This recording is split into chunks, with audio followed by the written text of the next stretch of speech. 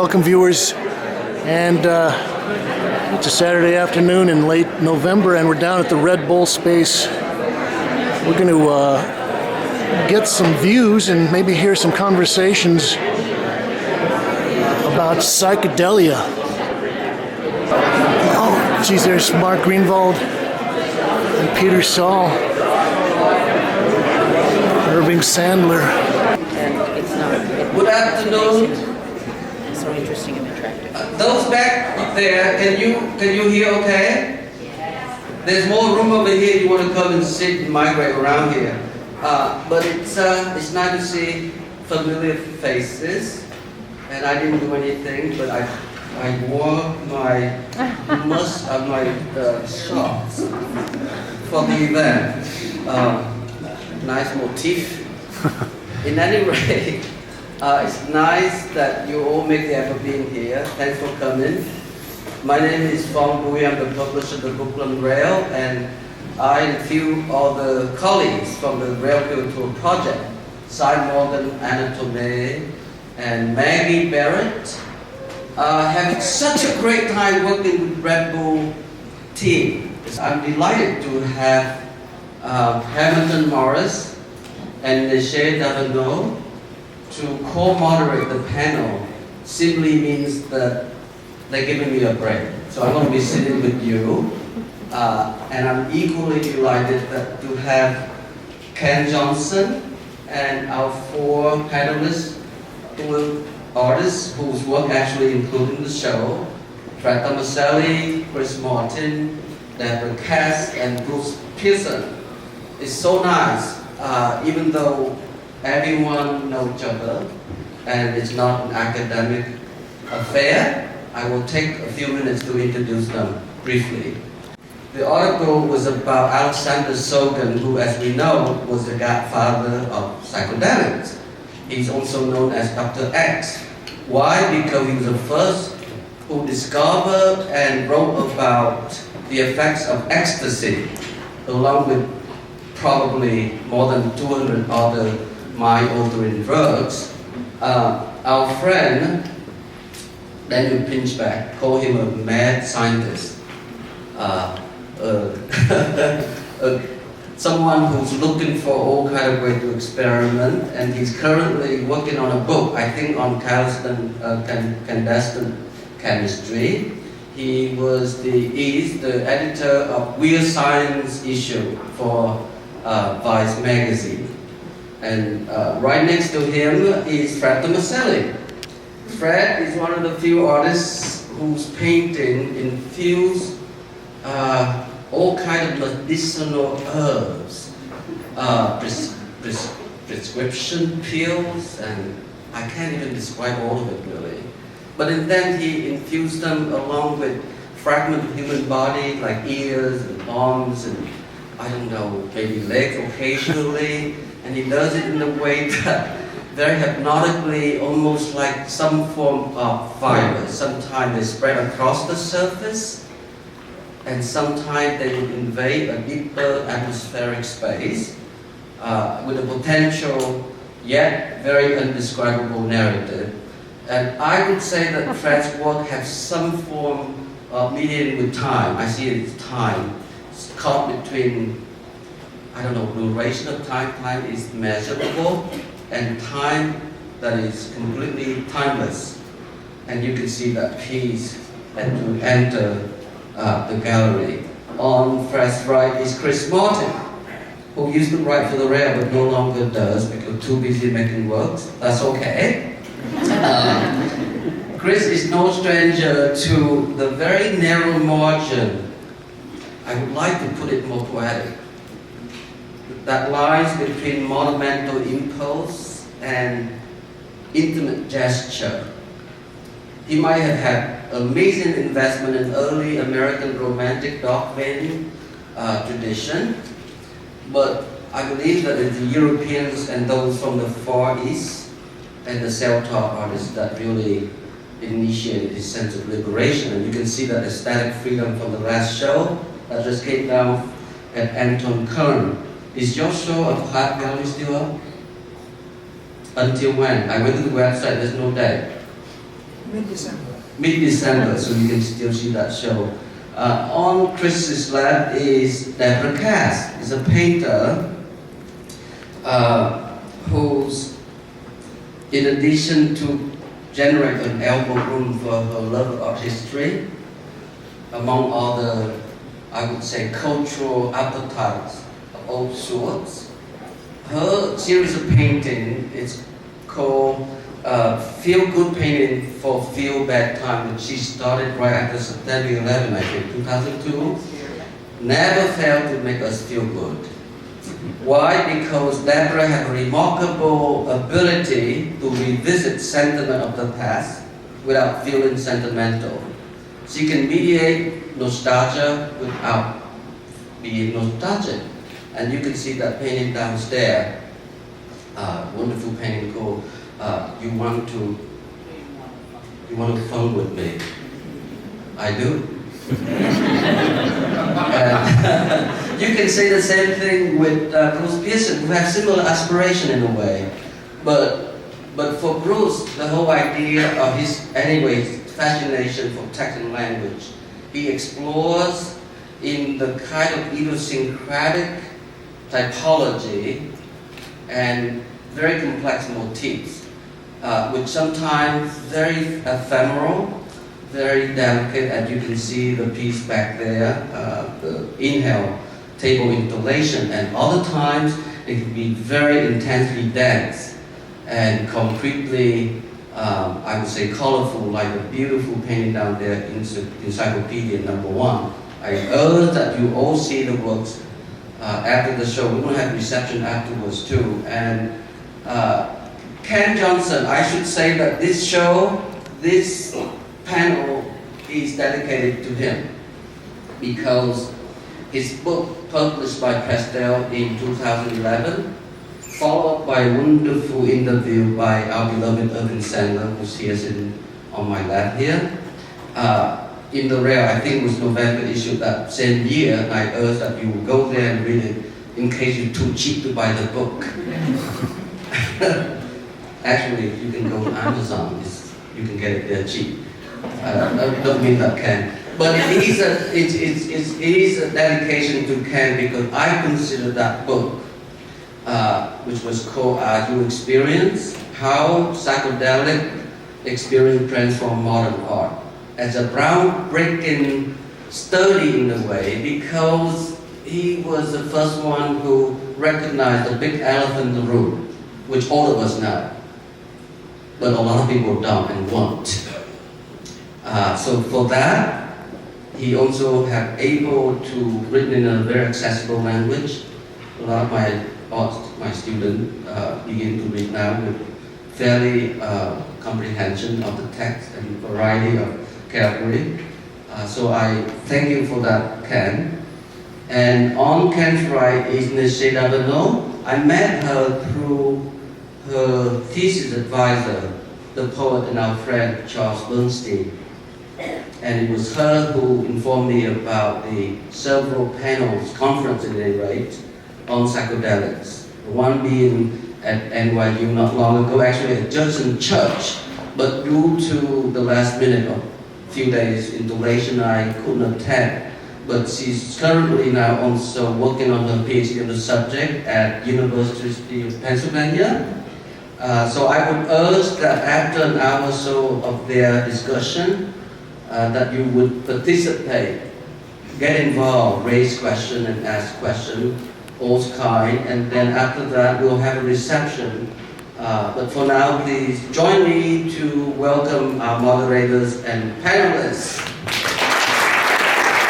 I didn't understand why there was this huge taboo around even talking about psychedelics. It seems strange to me that something that could be so profound was so illegal and so, even not accepted in polite conversation.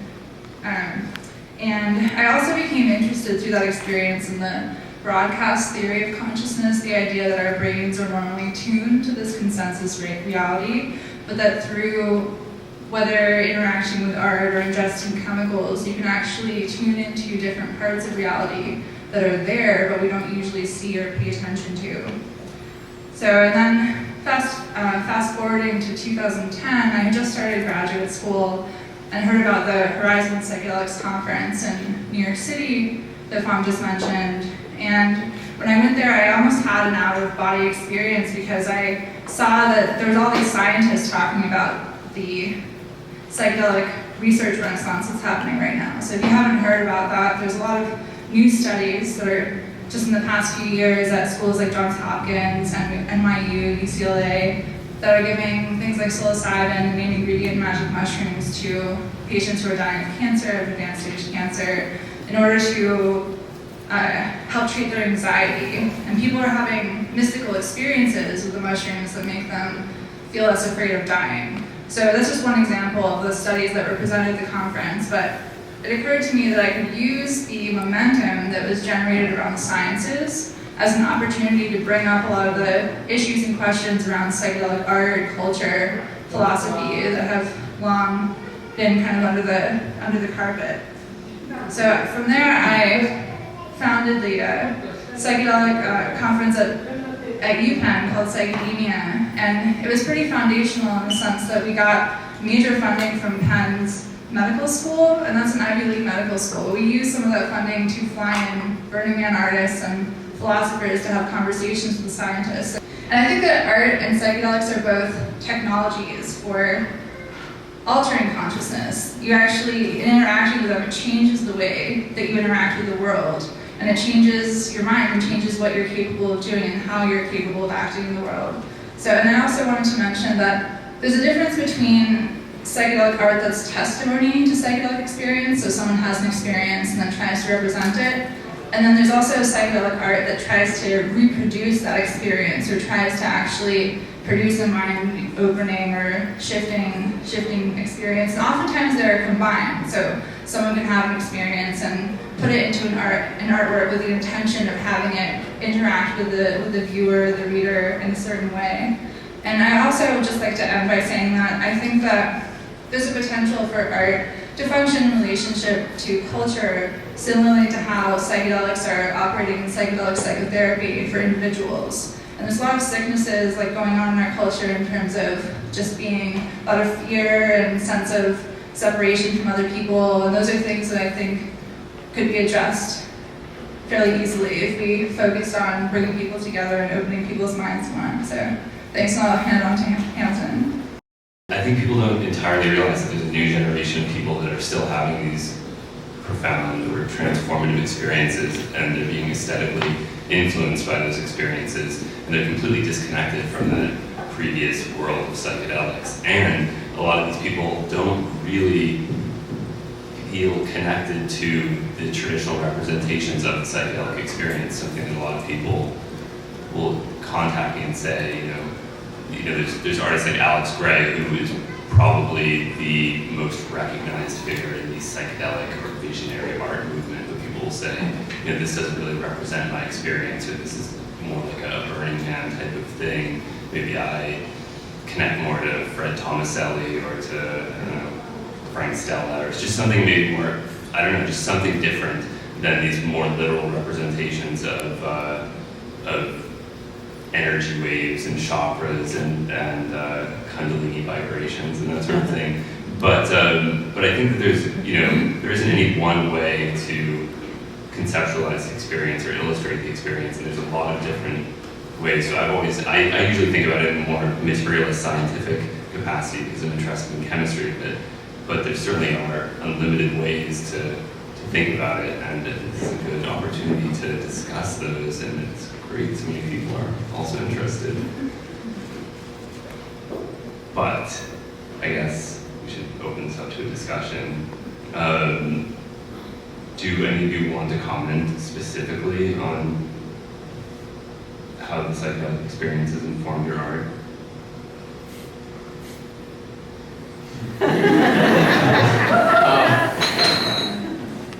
I guess I'll jump in. Fred Tomaselli.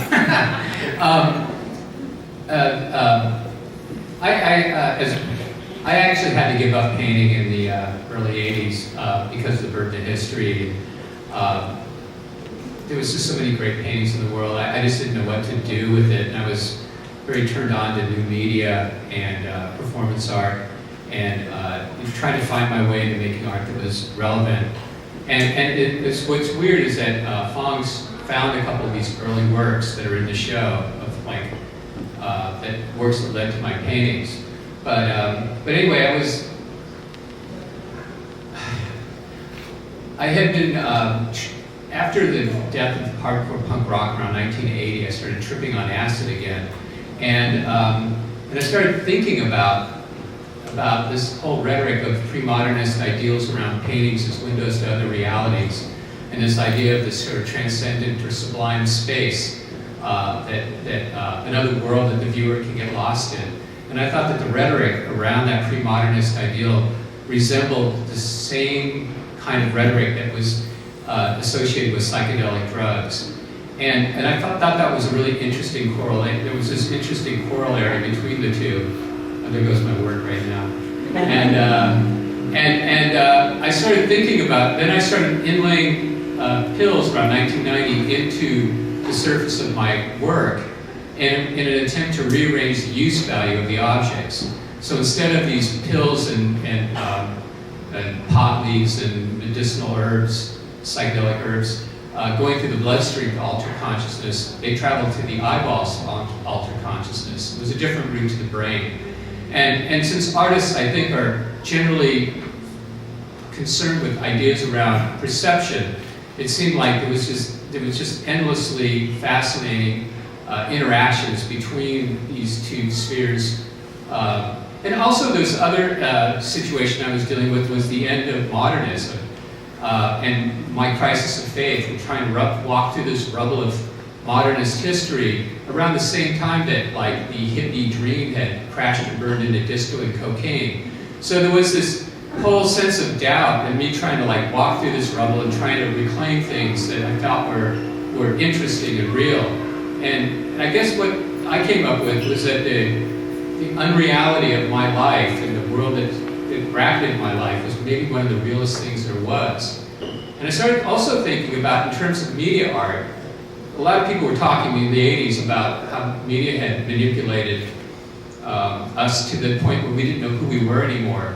And I started thinking, well, maybe an experience generated from inside the body, maybe that's one of the realest things that can happen. So this idea between reality, artifice, perception, all sort of coalesced into these works. And so I've been making pictures since 1990, and continue making them. I could go next. It occurred to me, we're all Ken Johnson. there's a contingent of baby boomers up here. Too bad we don't have some younger people. But my first experience of, I was just thinking, my first experience of psychedelics actually was not from actually doing them, but hearing about them when I was in high school in the 60s, late 60s.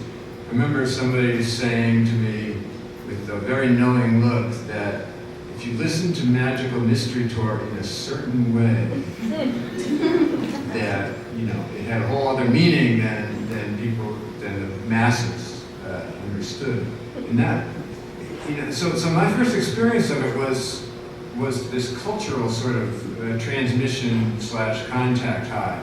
And of course I thought, yeah, I really want to do that. And it wasn't until later that I did. But I think at that point there was like, it seemed like a secret that there was a secret society of people who had done hallucinogens and who had now had this other world that they were visiting. And I think that in and of itself had a huge kind of cultural impact. And I'll just say briefly about my book. I simply reasoned that, and this was in the 1990s sometime, I thought a lot of people did acid in the 60s. Artists especially probably did a lot of acid.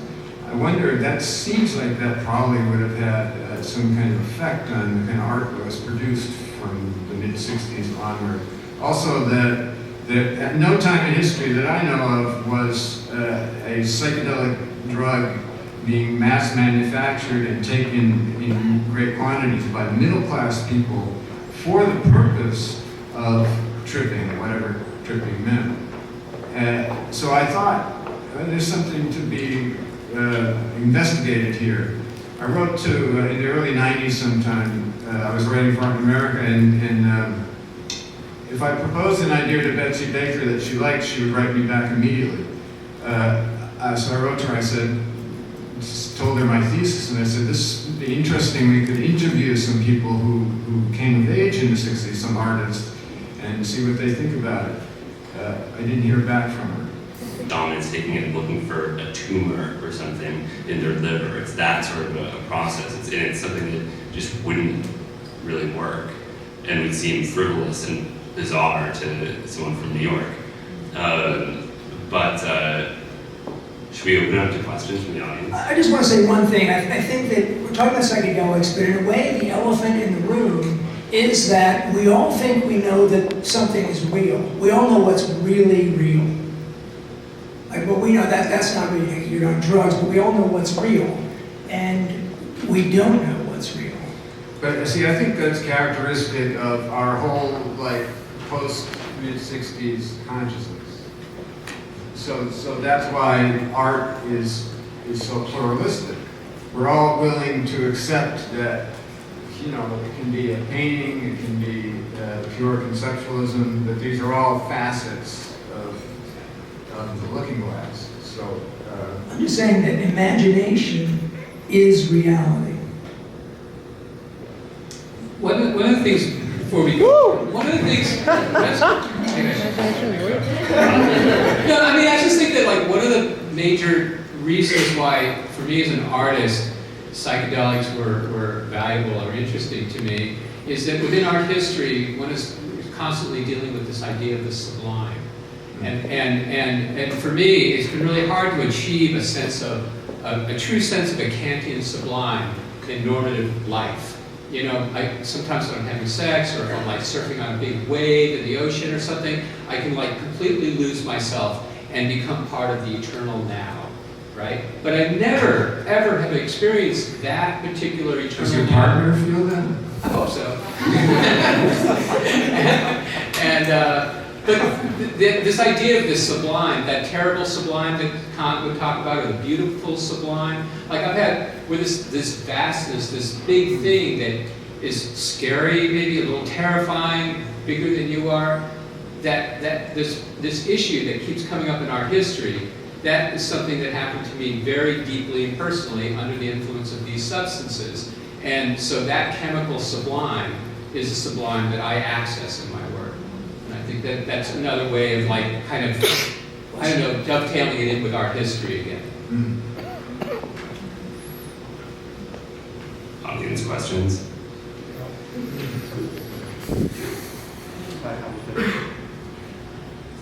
We talked a lot about aesthetics, but I'm curious if any of the experiences you had on psychedelics had effects on your social values or political beliefs that you still hold.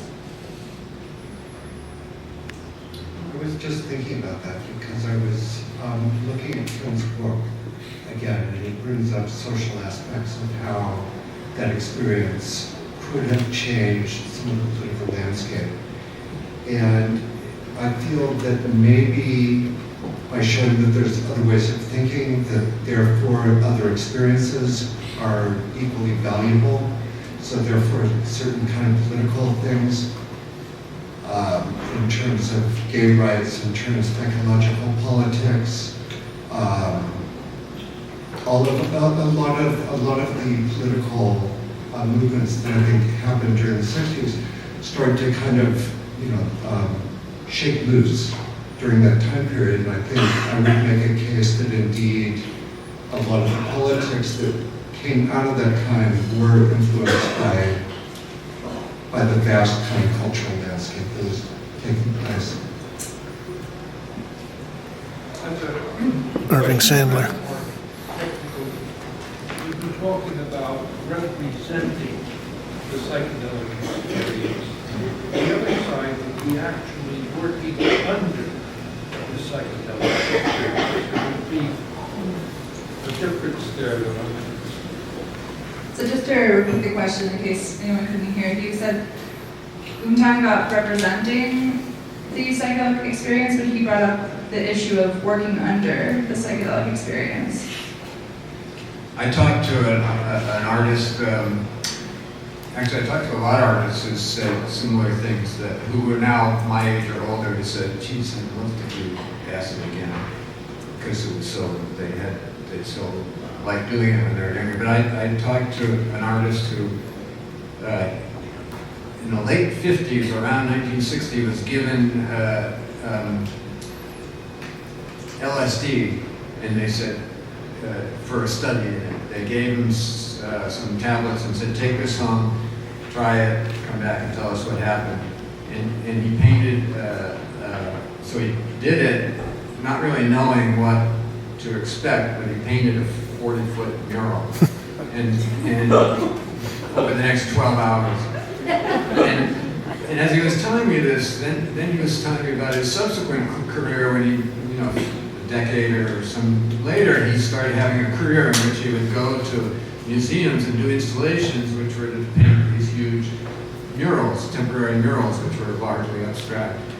And he said he hadn't made the connection that until I asked him that was a formative experience that he had under the influence. That's just an anecdote. But most people usually say they couldn't really make art under the influence. But I've known people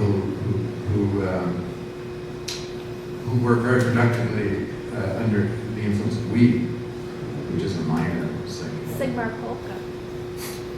Yes, Sigmar Polka made some great. Also, Irving Michaud, a great French guy, made fantastic drawings that truly were under the influence of mescaline and really embodied it. But I think what you're really asking is representing psychedelic consciousness versus embodying it. And I think one could make, one's ambition might be to make art that embodies a kind of consciousness, but it doesn't mean you have to be in some kind of mystical throes to make a painting that transmits that. Otherwise, I don't think we would all make that many paintings. The other issue is that if you are, I can't imagine being in an ayahuasca experience and then going, I'm going to make a painting out of this. I mean, I think a lot of these experiences are so powerful that, I don't know, you don't really feel like the need to go and make a painting out of it, or maybe you do. But I think you're really asking about embodying something versus depicting it. Yeah, But people have historically attempted to depict, well, I mean, William Blake for one, but who's the South American, Indian painters that... In Mexico, there's the Huichol.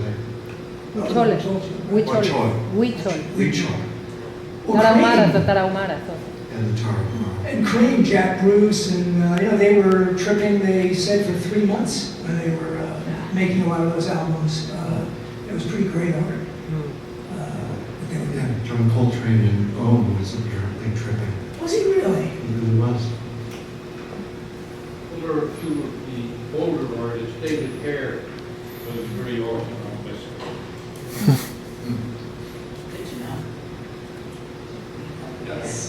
From what I've heard from the conversation is, again, it sounds like the discussion is around the nature of consciousness and reality. And the reason that the housewife asked the question of the researcher, do you see what I see, I think is an example of a yearning for an agreement about reality.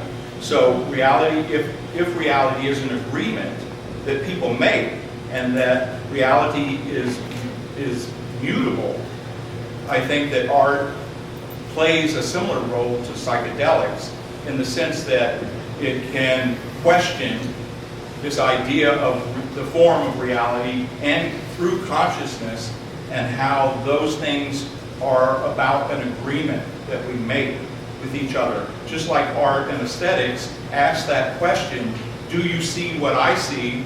A lot of times people say, no, I don't. And then we start to have camps of aesthetics that splinter into groups of what people agree on what they see, or what they perceive through their senses. Or what they think is worth looking, or That's worth right. seeing. That's right. Or reality, what they think reality is worth. But like you said, if I'm actually tripping, if Bruce and I are actually tripping, and I go, we usually aren't going to see the same thing. Well, you can laugh like you recognize. The laugh is almost a laugh of recognition. Yeah, to the extent that we can communicate by words, by language. Someone else's position, or at least having an equanimity about other realities being as interesting as yours, is a political thing. Well, there's an interview with Adrian Piper that I quoted from her. She traces all her social, political art back to her experiences of tripping in the 60s. And thinks that, and makes fairly persuasively says all her political instincts evolved and unfolded from there. Yeah, I'd like to address this gentleman's question about the political or social. Has there been that kind of change from psychedelic experiences? And I think that this whole revival of psychedelics is also tied in with this very desperate crisis of the ecological crisis here. And we're having all these extinctions and this tremendous global warming crisis. So I think psychedelics also can take us as individuals into a very close and very clear understanding of what's happening in a larger system of natural ecology, and that experience can be very important in shaping people's political, social urgency in terms of climate change issues and ecological issues. And I think that for me that was very clear many times to see both tripping in beautiful natural environments and also tripping in an urban environment where you see this appalling suffering and pollution, and to be seeing all that kind of stuff clearly. So that certainly affected my ecological consciousness, among other things. But, Me too. yeah. I have a question. The question is about alchemy. It's the word that I think seems to be quite eluded as much as the notion of thought form. You remember that book by Annie Besant and Leadbeater, Thought Form, which was so crucial in the whole philosophical society that was so linked to the beginning of modern art, how modern art was formed. Mondrian was a member, Kandinsky, Amma Klin, and we even scientists like Thomas Edison, writers like D.H. Lawrence, T.S. Eliot, I mean, they were very interested in that idea. And which tie back, you mentioned William Blake, Chris, who was the few people in that period of the 18th century, which was referred to the Age of Enlightenment, where rationality or any kind of scientific thinking was considered more valued than inspiration of the sensual spirit. So Hermetic tradition, which dated back as further as beginning of forming the Renaissance. You remember people like Picodella and Fuseli, who generate that sense of the Hermetic tradition, Hermetic practice. So my question is that when you work with material, interview, the sense of alchemy, how will you choose certain particular material and not others? And how does that relate to the idea of thought form? What does form look like, potentially? How does that relate to each of your cases? Whether you're under the influence of drug or not? I can say personally that when I'm gluing down marijuana leaves onto my paintings and then I'm smoking the same marijuana, I'm having this crazy feedback loop between materials and consciousness that is almost ridiculously literal. But you know, when people say, when they're talking about like materials speaking to the artist and this idea of like that feedback loop between the materiality and the object, it's totally happening literally in my studio from time to time. You're so lucky. It gets So weird. lucky. I can relate to that very much. I know that the last few years using a lot of glitter. It's sparkling stuff. And so it means that there's all this visual craziness and excitement on the surface of the painting.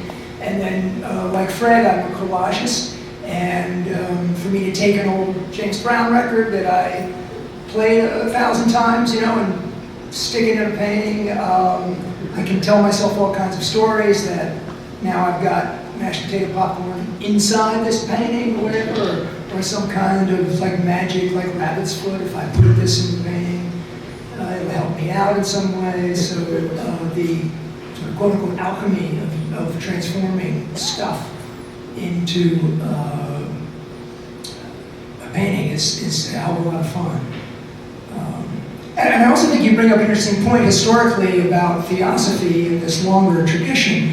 And it was interesting to me when I was in New York in the 70s that the narrative of the Museum of Modern Art of abstract painting, they were very embarrassed about theosophical stuff. And they presented people like Mondrian as the result of, went back to Cubism, and that went back to, Fauvism, and they could present this, that it all led to some kind of Greenbergian railroad track. And all of those associations, Kandinsky was very interested in shamanism and had traveled to the east of Russia. Helmuth, Klimt, and Mondrian, all these people were obsessed with Steiner and all this. All that has been pushed, was very much pushed into the background of the art historical narratives that the Academy presents. And I think it's a similar kind of pushing away that has happened with the whole psychedelic revolution that has influenced so many artists. And it's something that the Academy is very afraid of, or has a hard time dealing with. So they don't want to talk about theosophy, they don't want to talk about LSD. They're no fun at all.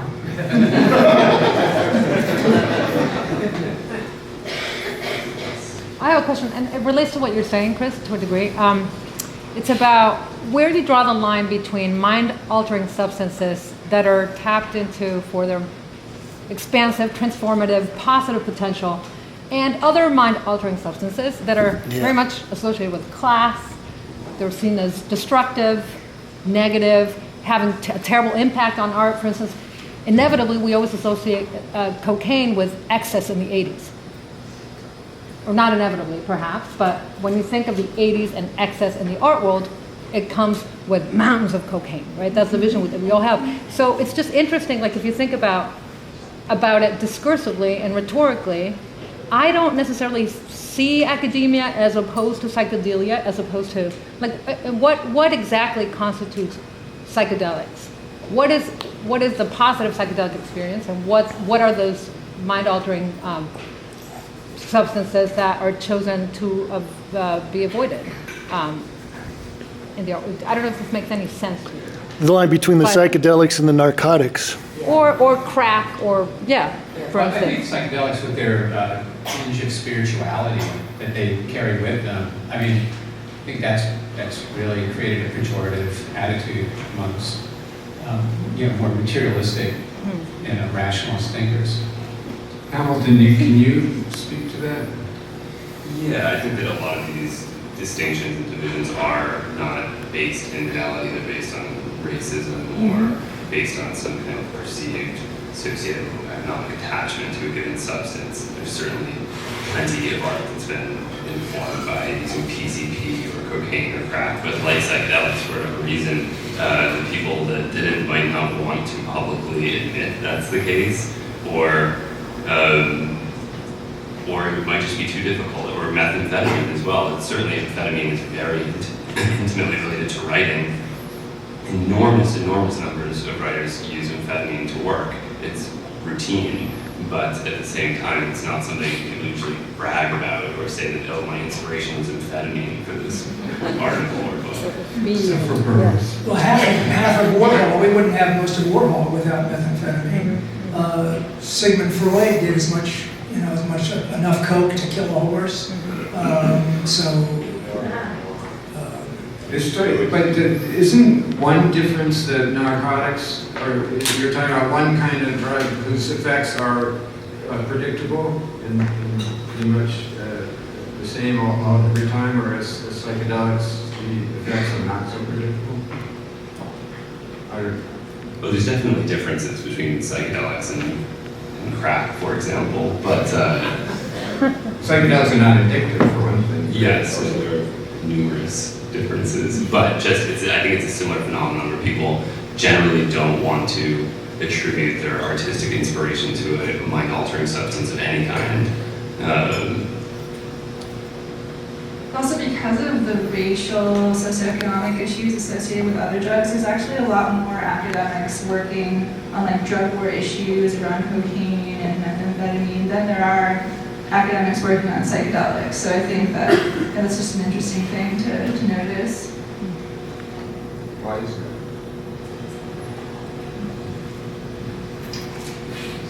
Yes. I wonder if a couple of floating thoughts about the discussion of psychedelics leading to maybe a truer vision of reality as a question, and does that matter whether it's truer or not, just that it's different, and that there's a kind of triangulation that happens between this space I'm in now and that space I'm in there. I'm now seeing the thing from two different sides. It's not the elephant.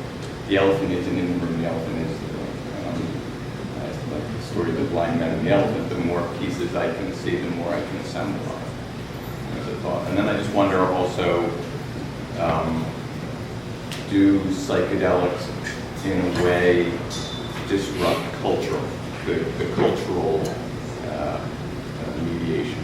If that's what it is, if that's what the sober experience is where the table is called a table and the apple tree is called an apple tree, it kind of destroys words, psychedelic experience. And is that the value? And is that part of culture's resistance to it? Is it's anti-cultural in some way? And that's more subjective.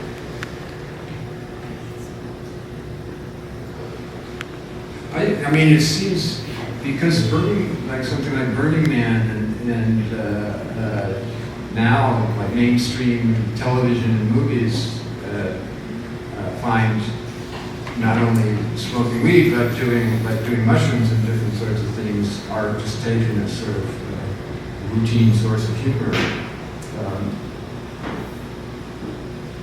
I think maybe one of the issues is that the culture of psychedelics has a huge kitsch component, which we haven't really talked about. So that's tricky too. Yeah, I have a question. You've been talking about these drugs that you've used, psychedelics. How do you feel about smoking and drinking? Does that qualify as any kind of psychedelic experience for you? I personally was completely satisfied by smoking and drinking. I'll drink to that. You're satisfied with smoking and drinking. I've experienced all of those too. I think of these drugs like they're better, superior somehow. Now, I claim that I get just as much from smoking and drinking during my life as you have from any kind of other drug. Yeah, and you got to work with that pain. I'm okay with it. And they're legal, and they're not expensive, and they're made by corporations that